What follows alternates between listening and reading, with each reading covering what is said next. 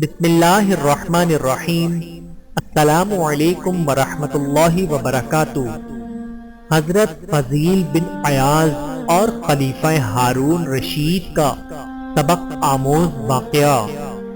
ایک دفعہ خلیفہ ہارون رشید حج کے لیے مکہ معظمہ گیا۔ مینا میں قیام کی پہلی رات تھی۔ اس کا وزیر فضیل بن ربی رات گئے تک خیمے میں اس کے ساتھ بیٹھا رہا، پھر ہارون الرشید سے اجازت لے کر اپنے خیمے میں چلا گیا اور خواب راحت کے مزے لینے لگا۔ تھوڑی دیر بعد اس نے اچانک سنا کہ کوئی اس کے خیمے کا دروازہ کھٹکھٹا رہا ہے۔ اٹھ کر باہر آیا تو ہارون الرشید کو کھڑے پایا۔ فضل نے زمین ادب چوم کر کہا، امیر المؤمنین اس وقت کیسے تکلیف فرمائی؟ حضور حکم دیتے یہ غلام خود درے دولت پر حاضر ہو جاتا۔ ہارون الرشید نے کہا، اس وقت میرا دل کسی مرد کامل کی زیارت کا متمنی ہے، مجھے کسی ایسے بزرگ کے پاس لے چل۔ فضل نے عرض کی، یہاں قریب ہی سفیان بن عینہ رحمت اللہ مقیم ہے، اگر آپ پسند فرمائیں تو ان کے ہاں چلیں۔ ہارون الرشید نے کہا، ہاں وہیں چلو۔ دونوں سفیان بن عینہ رحمت اللہ کے قیام گاہ پر پہنچے۔ فضل نے دروازے پر دستک دی۔ سفیان نے پوچھا، کون؟ فضل نے کہا، امیر المؤمنین تشریف لائے ہیں۔ سفیان جلدی سے باہر نکلے اور بولے، امیر المؤمنین مجھے پیغام بھیج دیتے، میں خود حاضر ہو جاتا۔ ہارون کچھ دیر ان کے ساتھ گفتگو کرتا رہا۔ چلنے لگا تو پوچھا، کسی چیز کی ضرورت ہو تو ارشاد فرمائیے۔ سفیان نے کہا، میرے سر پر قرض ہے۔ ہارون الرشید نے فضل کو حکم دیا کہ ابو محمد کا قرض فوراً ادا کرنے کا انتظام کرو۔ پھر دونوں وہاں سے چل پڑے۔ اثنائے راہ میں ہارون الرشید نے فضل سے کہا، میرا دل کا اطمینان حاصل نہیں ہوا، کسی دوسرے مرد خدا کے پاس چلو۔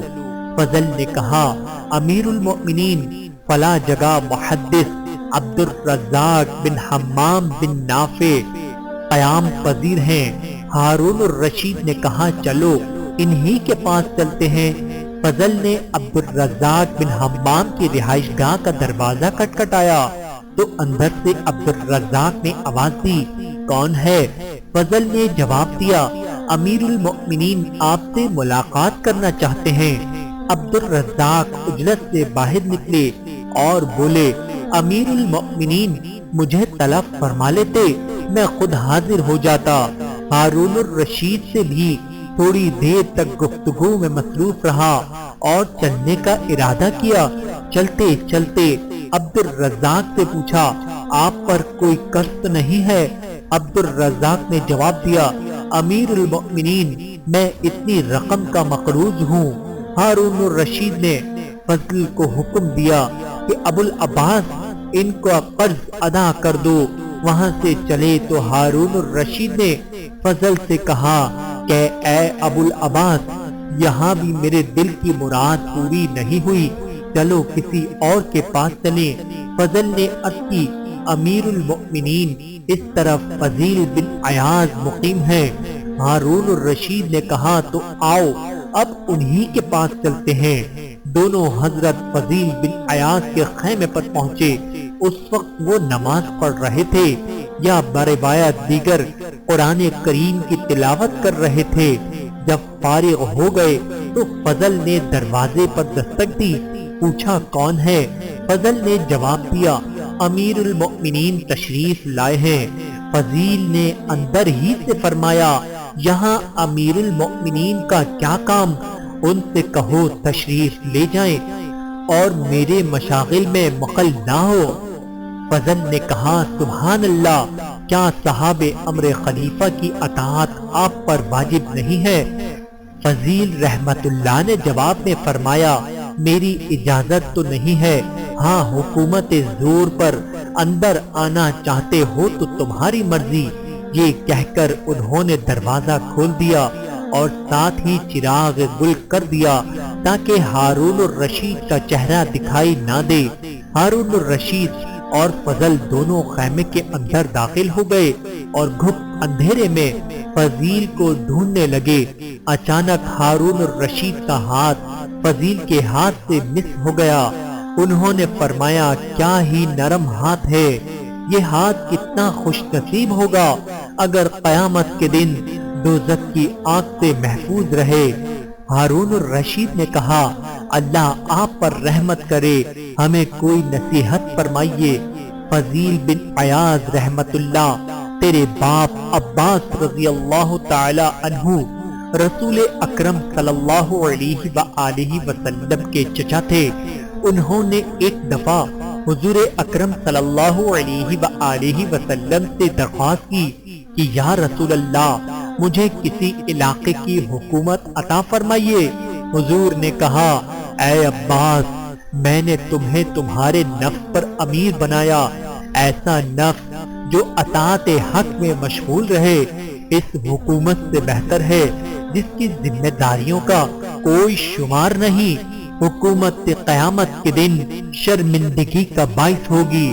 ہارون الرشید کچھ اور ارشاد فرمائیے۔ فضیل بن عیاض امیر المؤمنین عمر بن عبدالعزیز رحمت اللہ جب مستند خلافت پر بیٹھے تو انہوں نے رجا بن حیا رحمت اللہ، سالم بن عبداللہ اور محمد بن کعب قطزی کو بلا بھیجا اور ان سے کہا کہ میں آزمائش میں ڈال دیا گیا ہوں، مجھے کوئی مشورہ دو۔ اے ہارون الرشید ذرا اپنے گریبان میں منہ ڈال کر دیکھو۔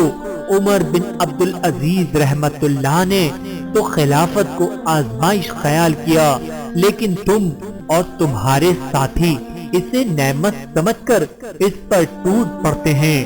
اب سنو کہ عمر بن عبدالعزیز کو سالم بن عبداللہ نے کیا جواب دیا۔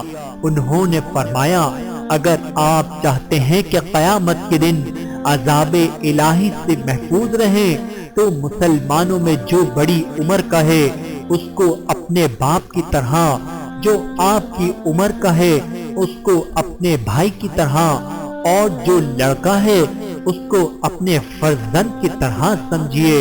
اسی طرح غیر عورتوں کو اپنی ماں کی طرح اور بہنوں کی طرح سمجھیے۔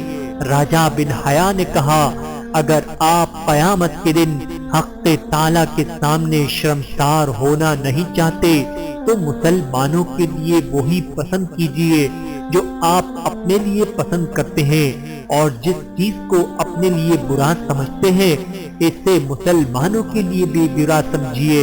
پھر جب چاہے بے خوف و خطر اپنی جان خالق حقیقی کے سپرد کر دیجیے۔ اے ہارون الرشید، اے خلیفۃ المسلمین، میں بھی تمہیں اسی دن کا خوف دلاتا ہوں جب بڑے بڑے مضبوط قدم ڈگمگا جائیں گے۔ اللہ تم پر رحم کرے، کیا تمہارے ساتھی عمر بن عبدالعزیز کے ساتھیوں کی طرح ہیں جو تم کو ان جیسا مشورہ دیتے ہیں؟ حضرت فضیل کے ارشاد سن کر ہارون الرشید پر رقت طاری ہو گئی اور وہ اس قدر رویا کہ غشی طاری ہو گئی۔ جب ہوش آیا تو کہا کچھ مزید فرمائیے۔ فضیل بن عیاض نے رحمت اللہ علیہ اے ہارون الرشید میں تیرے اس حسین و جمیل چہرے سے ڈرتا ہوں کہ کہیں دوزخ کی آنکھ میں جھلس نہ جائے۔ یاد رکھ کہ قیامت کے دن حق کے تعالیٰ تجھ سے ایک ایک مسلمان کی نسبت سوال کرے گا کہ تو نے ان سے انصاف کیا یا نہیں، یہاں تک کہ اگر کوئی بوڑھا کسی رات بھوکی سوئی ہوگی تو قیامت کے روز بھی تیرا دامن پکڑے گی اور تجھ سے جھگڑا کرے گی۔ بس اس چہرے کو آنکھ سے بچا سکتا ہے تو بچا، اور زندگی کے لیل و نہار اسی طرح گزار کے تیرے دل میں اپنی رعیت کے بارے میں کوئی کھوٹ اور کینہ نہ ہو، کیونکہ رسول اکرم صلی اللہ علیہ وآلہ وسلم نے فرمایا کہ جس حاکم نے اس حالت میں صبح کی کہ اس کے دل میں اپنے رعایا کے خلاف کینہ بھرا ہوا ہے وہ جنت کی بو بھی نہ سونگنے پائے گا۔ ہارون الرشید یہ سن کر زار زار رونے لگا، یہاں تک کہ اسے اپنی سدھ بدھ نہ رہی۔ فضل بن ربی نے حضرت ایاز رحمت اللہ سے کہا، امیر المؤمنین سے کچھ نرمی برتیے، آپ نے تو انہیں مار ہی ڈالا ہے۔